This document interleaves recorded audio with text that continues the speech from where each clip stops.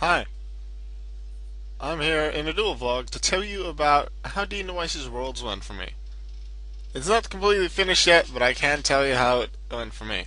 I didn't make it to top 4. I have yet to play for round 4, but technically I don't, but we'll get to that. Let's go to the brackets. Round 1, I faced Cosmos. I, by the way, went with Cosmos. I thought that Cosmos would be the strongest deck, built a deck with it, practiced with it quite a bit before the tournament. Not as much as I'd have wanted to, but I got pretty good practice. I knew what to play. I thought Cosmos would be seen a lot, Magic Specters, maybe PSY-Frames. That's really what I made my side deck around.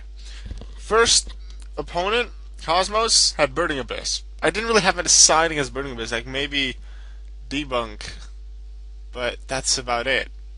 And Debunk doesn't really work all that well against Burning Abyss, but okay. They opened Imperial Iron Wall. Cosmos do not like that. They can work without banishing, but it's really hard to do things. So that definitely hurt me, and I just lost game 1 because of it. Game 2, they again in the first 6 cards opened Imperial Iron Wall. I don't know how, but they did. And they had it, and I eventually found a way around it because I had Trapstun. I had one copy of Trapstun in my main deck, and I eventually was able to use it to negate Imperial Iron Wall, do some banishing, finish it that turn, I believe. No, I was able to then summon Sliprider, Cosmos Sliprider, to then destroy Imperial Iron Wall, I believe, and then keep going. Like, they were able to, I wasn't able to finish them that turn, but they weren't able to place another Imperial Iron Wall in the field. If they had another one, I don't know. But they didn't place another one, so I could keep going. I actually won that game. Third game, they again opened Imperial Iron Wall. I don't know how. I didn't open Trapstun or MSD or Galaxy Cyclone or anything like that could have maybe helped me. But I didn't exactly open well. I don't know exactly how I opened, but it wasn't a good opening. And especially with Imperial Iron Wall out, there wasn't a lot I could do, and I was taken out and it was a 2 or 3 turns. I was barely able to make any moves. So I lost that 2-1. And I was like, alright, round 2, let's see myself face Magic Specters or Cosmos. Because in one side, they're generally more difficult to defeat, I feel, because they're the stronger decks, but I have side deck stuff against them. I faced Tellers. Teller Artifact, actually. I didn't know it was Artifact until I believe round 2. No, I saw Artifact round 1, didn't really see the Tellers until round 2. One of the two. Either way, I lost. I played against Pennington August PC. Lost the first round. Second round, I thought, alright, I have Debunk, which I could use to stop the Artifact plays. I eventually didn't actually sight it in, which I feel hurt me, because then they went for the telecombos, and then multiple artifacts in a row to really mess me up. Destroy stuff, summon multiple artifacts, then go into Pleiades, and I could have just stopped it with one well-placed Debunk. And was it Big Altac, the one that destroys 2 of your own spell traps? I don't remember. Anyway, that happened, but I did win the second game. I don't remember how, but I did. And then third game, they just won. I did side in the debunks for the third game, but it wasn't enough. Whether it was because I didn't draw well or they just overpowered me, I don't remember, but they won, and that's unfortunate. Round 3, I was against Down in Flames, so on the first day of the round, I messaged them to what my time zone is, when I can play, asking them when they can play. And they were like, I already dropped off for round 2. Chaos Knight, who is the host of the DNYCS Worlds, should have known this. So possibly they didn't see the message, they forgot, I don't know. Either way, I relate the message, CK, Chaos Knight, checked again, and indeed, Down in Flames had dropped, so they dropped them, gave me a win. And normally, when someone drops during a round, they just drop and it counts as a regular win. So I could get a bye the next turn, the next round, which I actually did get. Because as you can see, I'm not there anymore, but with 11 players left, one person had to get a bye, and that was me. However, since I should have gotten a bye in round 3, I possibly would have faced someone in round 4. However, it wasn't certain that I would have gotten that bye in round 3, because there were others who were 0-2 at the time as well. So someone else could have gotten the bye there too. Anyway, I'm now given the bye. Thing is, I already haven't been able to play in round 3 because of what should have been a bye. So the host was like, alright, I don't want to force you to not have another fight. I'm 1-2. I certainly cannot top no matter what the finishes, no matter what the results in round 4. However, like, I do want to play, but I don't want to mess other people's tiebreakers up. So what the host did was randomly generate a number between any of the other people who were 1-2 at the time, just like me, and they got Cosmos, my round 1 opponent. So Cosmos would have gotten the bye, and then I would face TRA. That's the idea.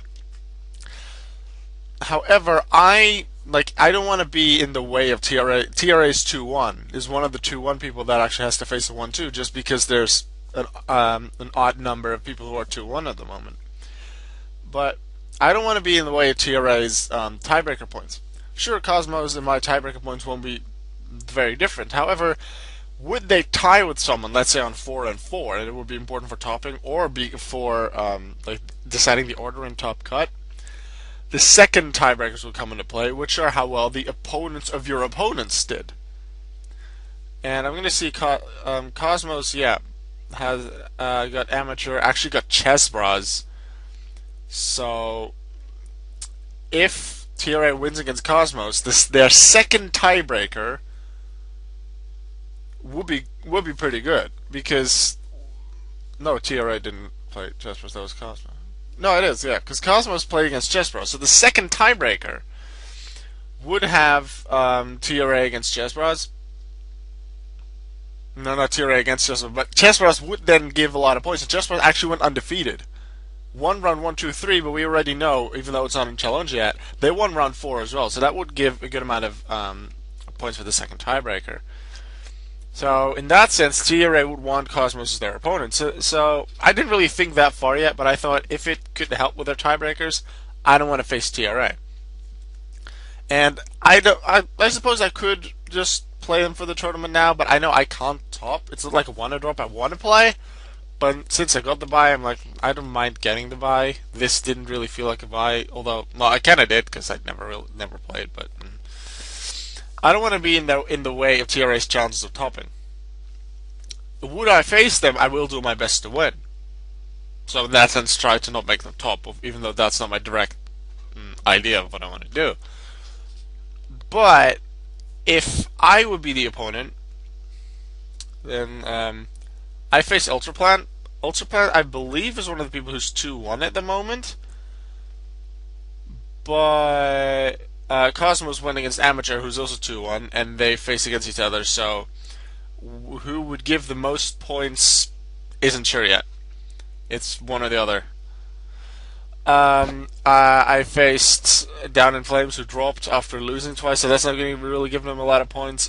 Pana is 1-2 as well, so that's not going to give them too many points.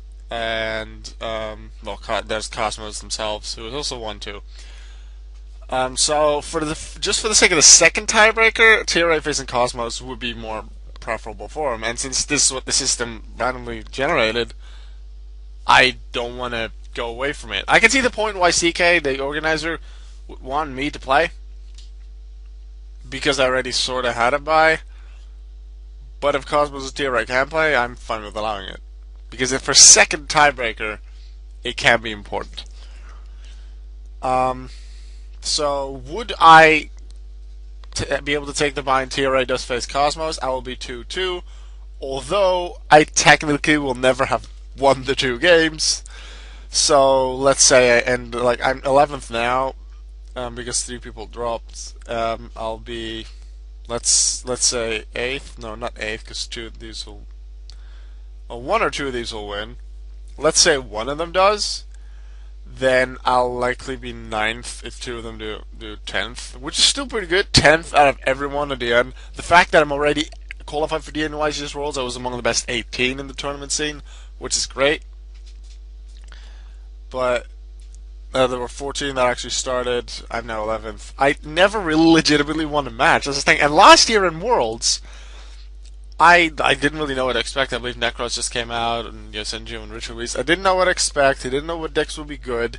I just didn't have a clue. I just thought, maybe I'm lucky, I'll try Chainburn. But I won a few games, but never won the full match, so I went 0-4, and I was dead last at Worlds. I did qualify for Worlds, so I'm still very satisfied with that. But I was dead last. I did want to win some games, obviously try and win Worlds, but that didn't work this time. I did want to win legit games, and I will have to wait for that satisfaction until next year by the looks of things. Because I'll just win 2 free games. I'll take it, especially if it means like that I'll take it, because that happened in like the was it 2 DNYCSs ago? Was it Santiago or Dubai? Pretty sure it was Dubai. That was 2 DNYCSs ago, the one that I topped. 7 rounds. I lost 2, 1, 2, and then won another 3 because of inactivity or opponents dropping. I didn't get a bye, but opponents either dropped or were inactive against me, so I got 3 free wins. And then for the regular games, it was 2-2. But in the end, I was 5-2 and I topped. I was like 7th out of 8 or something. Or was it a 16 top cut? I don't remember. Anyway, this is pretty much what my DNYCS was like. I will try and record things, not necessarily like my duels, because I don't expect to have any more duels, and if I do, I'll be against TRA, and I will record that, because I know I'll certainly not top, so I'll take the slight extra risk of disconnecting on that.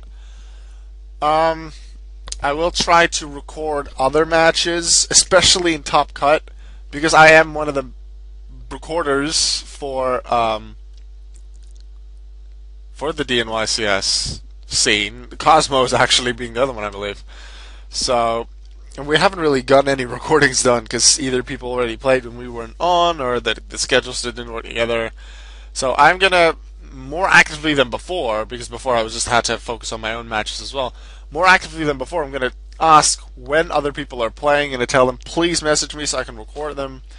Because I do want coverage, not necessarily for my YouTube channel, although it's a nice bonus that I can just upload it there. I want coverage, and I want to just post it on the forums as to show how certain matches went. Definitely the finals will need to be recorded, because they always are, but I definitely want others to be recorded as well, so I'm going to go and try for that. That was my story for now. Look forward to the video tomorrow. And I'll just, in the upcoming year in 2016, I'll just try and qualify for Worlds again, and maybe I'll top then. Bye.